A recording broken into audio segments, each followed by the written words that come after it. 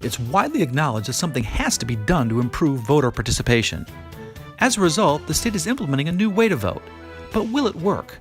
We'll ask Mindy Romero with UC Davis, and we'll get the political implications with Dan Walters of Calmatters and John Myers of the LA Times. Voting in California, no longer coming to a neighborhood by you. Additional funding for the Maddy Report made possible by a grant from The Wonderful Company, harvesting health and happiness around the world. Chevron's Coalinga oil field and Fresno County have been doing side by side for over 100 years.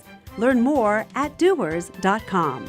From the California Channel at the State Capitol and the Maddy Institute, it's the Maddy Report with Executive Director of the Maddy Institute, Mark Keppler. Welcome. The question is simple: how do we get more people to vote? The answer, however, is a bit more complicated than that. Fortunately, our guest is Mindy Romero, founder and executive director of the California Civic Engagement Project. It's a nonpartisan civic engagement research and outreach initiative at UC Davis Center for Regional Change. Welcome. Thank you for having me. So let's get an overview of the percentages of voting age eligible Californians that actually turn out to vote. How anemic is our voter participation? It's pretty anemic, okay. Unfortunately. So just to set a bit of context, for those of you who may not know, your viewers, the United States has some of the lowest voting rates amongst established democracies in the world. So to start with, our country has low participation. California usually, in most elections, finds itself in the bottom 20% of and that's not where you want to be. Of turnout. No, we're the most populous state, and we actually impact negatively the overall turnout rates for the U.S. because our rates are lower.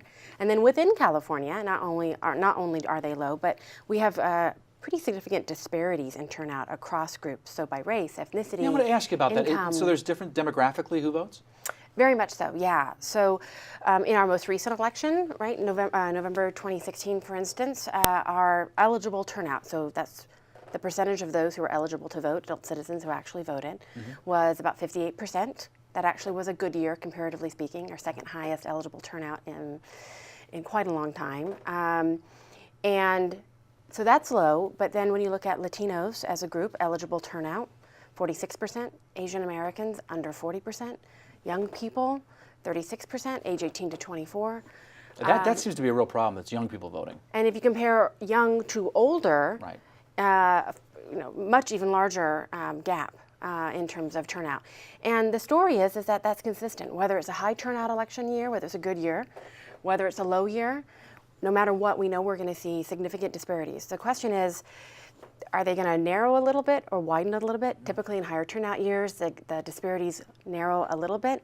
We never get close to parity. We never get close to a fully representative electorate. The higher turnout years typically are presidential election years, correct? Presidential election years, yeah. Exactly. And it seems like when you're looking at trying to parse out your data, and you know it much better than I do, but it seems like you're talking about older, whiter, more affluent, more educated are the ones that are voting. Yeah. So if you're not one of those things, you're probably not voting as much. In terms of likelihoods, yeah. So if you look at the pie of actual voters, those casting a ballot, in any election, it is older, whiter, more educated, wealthier. In non-presidential years, in midterm years, and you talk about special elections, much more in that direction, even less diverse, does not look like the rest of California. So they're kind of overrepresented. Yes. In the voting. Let me ask you though, so we got minority, youth, and low income, participation rates are low. Why? There's very real reasons for it. So there's a lot of barriers to voting. I think often people will think, if you're one of those regular voters, diehard voters, you think, well, maybe what's the big deal? It's not that big of a deal to go out and cast your ballot. You can mail it in, go down to your local polling place, whatever it might be. But first off, there's barriers to voting, period. It's a two-step process. You have to register. Registration rates, also significant disparities. The way our registration system is set up, the requirements around registration and how to keep your registration up to date disproportionately impacts those of color and young people. Just the fact that we require people to register themselves. We're one of the few established democracies around the world that puts the burden of registration on the voter. And the way we've set up our registration system, again, it disproportionately impacts some versus others. And then even if you're registered, not everybody turns out to vote. there's lots of surveys. Current population survey will tell us that people are either, will report being too busy or can't take the time off of work or weren't following the issues. But I think it's much bigger than that. We know that outreach and mobilization of those that are less likely to vote, so of color and young people, they get much less of that outreach and mobilization. We all need to be reminded there's an election, believe it or not. We all get those calls if we're regular voters, but many people never get a call. They never get outreached. They never get asked to vote. Young people rarely ever get asked to vote, even by friends and family. And that makes a difference in terms of not only motivation to vote, but again, just having the tools to be able to vote. Because that's based on who voted in the past is who they'd reach out for the future, right? So let's contact that person because they voted in the past. And so since young people and minorities generally don't vote, they're it's just kind of a continuous cycle. Our campaigns and candidates in our electoral system, they're the ones principally responsible for reaching out to folks. And they have, of course, certain interests involved. They only reach out to those people that are likely voters, and even more so those people that are going to vote for them or in their favor or their issue or whatever. So it leaves a whole segment of the electorate, potential electorate, that never gets asked. And then I think also there is this disconnect for a lot of people. I always say that there's kind of two ways to think about voting. We need to make it easier for people to vote. That's the access question. And then we need to make them want to vote. That's the motivation question. And a lot of people, period, I think, regardless of race or ethnicity, are feeling disconnected from our political process. But if you're in a politically underrepresented group, you typically feel even more underrepresented, disconnected. You have a difficult time seeing why the political process matters for you and actually impacts your community. So we're going to take a look at that in a moment. How do we increase voter participation rates? That conversation in a moment. This is the Maddy Report. Welcome back. I'm Mark Keppler with the Maddy Institute. We're talking with Mindy Romero from UC Davis about voting and these new voter centers. One of the big issues here is convenience. And one of the ways that we try to make it convenient to vote is you can vote by mail. How popular is voting by mail? Voting by mail has been growing in popularity over the last decade and a half. Now we're at, just in the most recent election, about 58% of all ballots that were cast That's a big jump. vote by mail. I mean, I think the numbers that cited in some of the work that you've done, it was 27% in 2002, and it jumped up to 58%. That's, more than double. Consistently growing, a little bit more in primary elections, a little bit less in presidential or general elections, but it's been steadily increasing in both types. There's a lot of talk about voter fraud, and it would seem to me that the easiest place where fraud can occur is voting by mail because you don't know who signed it. What are they doing to make sure there isn't voter fraud? It's a great question. So first off, just because there's been so much talk about voter fraud in the past many months, voter fraud itself is very rare. It's not an issue in our electorate or our electoral system. That's been well established by multiple researchers and studies. In terms of vote by mail, that particular type, which is very numerous in California, but across the United States, still the overwhelming majority of ballots are polling place. Okay. There is a little bit more concern when it comes to vote by mail, that there's a potential for fraud. Still very small. But it's interesting, you don't see the focus on voter fraud as on the neighborhood polling place, people voting there. You don't see it focused on voting by mail, but it seems to me that's where the problem might occur. The concern is that you can have folks that might collect ballots, multiple ballots. You have a lot of ballots going out, for instance, that of course not everybody uses. They either don't vote or they end up turning up at their polling place, and so you have ballots that are out there, but seemingly unaccounted for, that people may vote for, take somebody else's ballot and forge their signature, that sort of thing. It still is not very, very common at all. And who's going to want to go to jail to vote? I mean, you can take that kind of risk? I was just going to say, and our systems are set up in a way to make sure that people don't forge a signature or use somebody else's ballot. So they're actually, in California, a very rigorous process in terms of verifying the signature. And matter of fact, what a lot of advocates are concerned about is that on the other end, because of that signature verification process, which we need, every election we end up having a significant number of ballots small percentage, but a significant number of ballots that don't get counted and get they're rejected. Disproportionately impacting minorities and youth, is my understanding. Yes. So in our last election, 59,000 ballots that were rejected. In the primary, about 69,000 ballots that were rejected. So a good number. Some of this is education. People need to know that they're they have to make sure they sign their ballot correctly, that it is going to be verified. Some of this is changing signatures, outdated signatures. Well, let me ask you about this. We've only got about a minute or and so some left. of it is in how they're processed and some of the ways that the standards are used in terms of Let's talk about making that the assessment. Voters' Choice Act for a second. Yeah. I mean, it pushes, it seems to be moving toward voter centers, voting by mail. Talk a little bit about that. Sure. So I think, we were talking about our anemic electoral system and anemic participation rates. And so in California, we've actually been a pretty progressive state, doing a lot in the voter reform, electoral reform realm, trying to increase access. And this is one of those steps, a really huge step. It's the biggest change that we've ever seen in our electoral system here in the state. It would move those counties that opt in, that have now, in 2018, there's 14 counties. Looks like a much smaller number that actually And will there do are it. there are 58 counties in California, so Yes. 14 so of a them. small number that have the ability to opt in 2018. Everybody else has the ability in 2020. Some differences for LA County specifically. Okay. But so if you are going to opt into this model, what that means is, first off, neighborhood polling place as we know it would no longer exist. It would be changed from a neighborhood polling place to a vote center. Okay. They'd be less numerous. Instead of one for every 1,000 registered voters, like a polling place, it'd be one for every 10,000 registered voters. But the idea is that but- those centers are going to be open, Yes. longer period of time, not just one day, like 10 days before the election. The hours are going to be Exactly. longer. It could be near your work. You can drop it off at any voting center. And you can vote at any place in your county. The idea is that it's going to cut down on provisional ballots. The way it's being discussed is that you can vote near your work, home, kids' school potentially. So it gives, as the Voters' Choice Act suggests, it's the idea that it gives voters choices. They can mail in their vote by mail ballot like they always have. They can drop it off at a vote center. They now can drop it off at drop boxes, numerous drop boxes throughout the county. So you have this choice that's available. Yeah. So I guess we're going to see if it works. And we're going to talk about how the voters feel about voter centers in a moment. This is the Maddy Report. Welcome back. I'm Mark Keppler with the Maddy Institute. We're talking with Mindy Romero from UC Davis about voter participation. Now, currently, you can vote either at a neighborhood polling place or by mail. Some voters prefer to do it at the neighborhood polling place, some by mail. What's the difference and why? There's some pretty significant differences. People choose one or the other for real reasons that matter for them. When it comes to vote by mail, a lot of voters, we just did recently a statewide survey, and we discovered that it's a convenience thing for them. Or they want to take the time to be able to sit at the kitchen table and look through the materials, maybe even discuss it with friends and family, be able to research and take their time. Yeah. Voting by mail does that, but then there are some people you're saying that actually want to go through the experience of voting.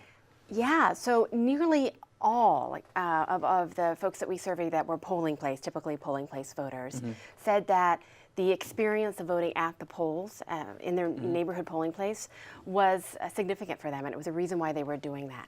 Also, they talked about if it was convenient, if it was right down the road, it was kind of like, well, why wouldn't I go vote, And then we also heard that people really want their sticker. Yeah, I saw that. I was like, what? Sticker. They want their sticker. And we did a whole bunch of focus groups as well, kind of going in depth on some of these issues.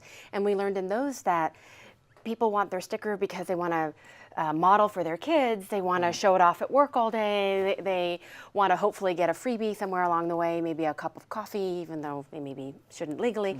But they're proud of that, and they want to wear that. Yeah. Well, we're moving toward this now, this new voter center model where we're kind of doing away with these neighborhood polling places. So we're talking about voting by mail or going to vote at a voter center. What do people think? So in our statewide survey, which was representative of the population, we found that 61%, at least now initially, without having actually experienced a vote center, said that they don't like the idea of vote centers. And only about People don't like change. Yes, and about 27% said they did like the idea of vote centers. There were differences in terms of how you typically vote. So of polling place voters, it was 71% didn't like the idea of vote centers. Folks of color, African American voters, was about 72%. Other differences depending on how you look at it. They generally like to vote, at a neighborhood polling place, right? That's why they don't like these voting centers. They like the neighborhood polling places. You mean people who vote at the polls Yes. currently, they like the way it is. they like the way it is. And change, as you said, change is difficult. And Right. any type of electoral change, we know that there can be resistance. And this is the most significant change we've ever had. Right. So in practice, when people actually see, touch, and utilize a polling place, the reaction could be different. We think that there's going to be, because the initial numbers are so high, that kind of aggressive significant education and outreach will be necessary to talk about the benefits of vote centers, to make sure people are aware of not just the nuts and bolts of how to use it, but also why there's a change, so people can trust, particularly in the environment that we're in now, that they can trust the reasons for the change and that it's there for the community. And we, in our focus groups, we learned that particularly for African American voters, there was a lot of questions about the motive and the reasoning, and even some suspicion in terms of why this change was happening. And we heard that to some degree across groups, just more so with African Americans. And so we're hoping this research informs the outreach effort, the implementation effort for counties that are going to be adopting. And not to discourage them when we don't take a position on whether a county should adopt or not, but we think the research will hopefully help inform that outreach, so if they're adopting, it can be successful and it can be an equitable implementation as well. So it impacts positively everyone across the board and doesn't leave anyone out. Yeah, you want more people participating, that's the whole point. And you want everyone to feel this is a positive thing, to feel that this works for them, to understand it, and not to leave any voter groups inadvertently out of that process. So you want it to be an equitable implementation. You were talking about aggressive outreach. I mean, how would you define that? Aggressive in a few ways. So first off, not that any current registrar that's considering adoption would do this, but sending out just a one-pager or something really simple to talk about the nuts and bolts and saying that this change is happening, I don't think that's going to be sufficient. So voters have questions and some concerns, and so again, getting to the reasons, explaining it. The bill does require that there is outreach and education, a plan be established, so that's great. The plans are going to be only as successful as you have community groups informing those plans. So that's really important to get the word out so community groups can be a part of that. But the way I've been kind of bottom lining it is registrars and those working on implementation need to meet voters where they're at, understand their concerns, and talk openly about that. This is a huge change. It's a huge change. Well, we're going to talk a little more about the political implications of this change in a moment. This is the Maddy Report. Welcome back. I'm Mark Keppler with the Maddy Institute. So what are the political implications of voter centers and voting by mail? In short, will the when, where, and how influence the who and what? I can't think of better people to ask than our two guests, John Myers with the LA Times and Dan Walters with Calmatters. Welcome back to the Maddy Report. Thank you. So, John, let me start with you. The new Voters' Right Act is going to really be promoting voting by mail. But research shows that youth, Latinos, Angelenos, Metro LA, are the least likely to vote by mail.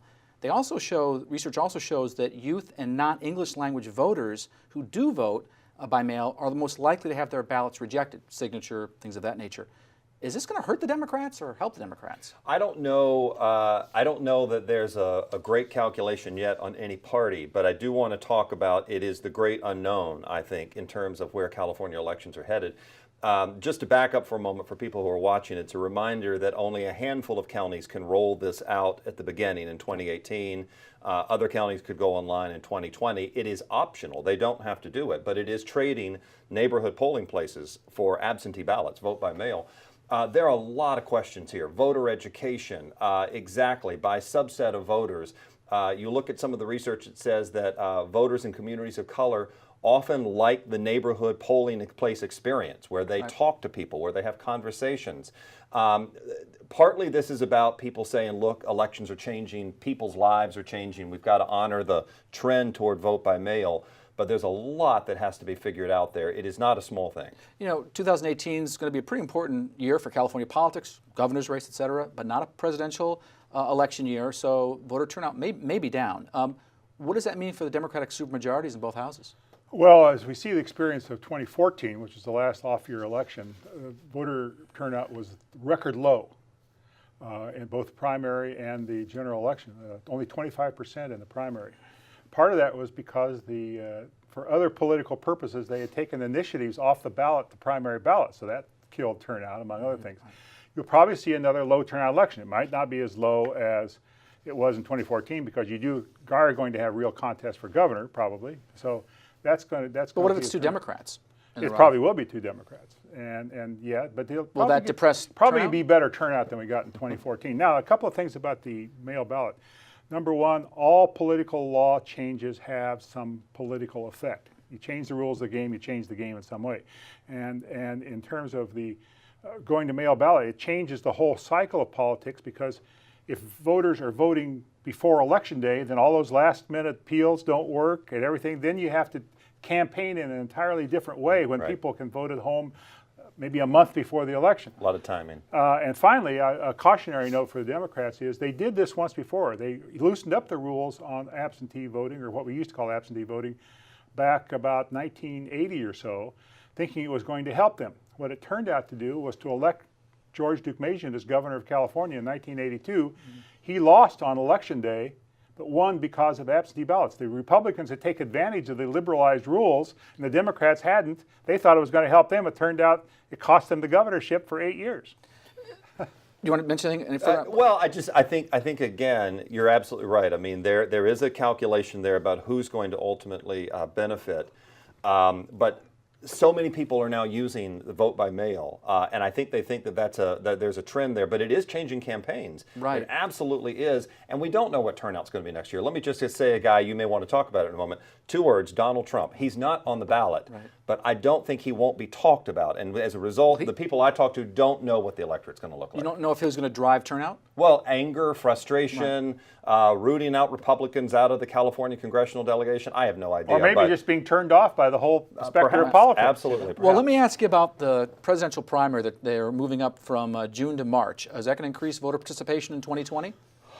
It might, but it also might not, depending on what other states do, whether California really, at that moment of voting, is in fact playing some sort of significant role in choosing the candidates. Of course, if we have vote by mail, then that means people could be voting in February or January. The campaigns are starting. And we won't know whether California will have any effect, because we don't know what's going to happen in other states. You mess around with voting laws, it has outcomes, it has consequences, and very often these changes are made, and I think this is a good example of that, for some reason, from some simple reason, we want to have more clout, not realizing it has ancillary impacts. It means candidates for state office are going to have to start campaigning early. It means that ballot measures will have to go on earlier. It all means all sorts of things that they don't think through when they do these things. How fast we have changed on this, right? Or the whole history in 15 seconds or less, I promise you. 1996, we started talking about moving up our primary to try to be presidentially relevant.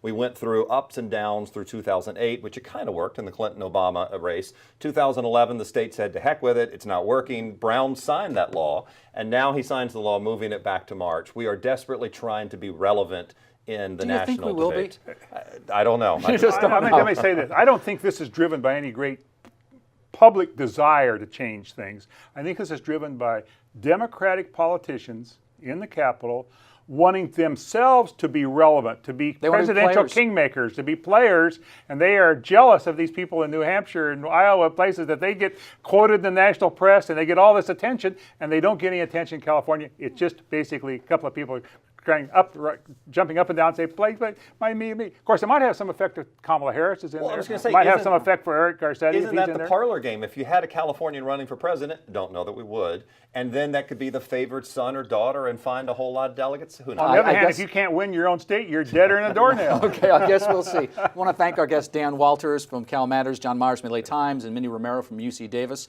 for joining us. This is Mark Keppler for the Maddy Report. Thanks for joining us. The views expressed in the Maddy Report are those of the individuals participating in the program and do not necessarily reflect those of the California Channel or the Maddy Institute.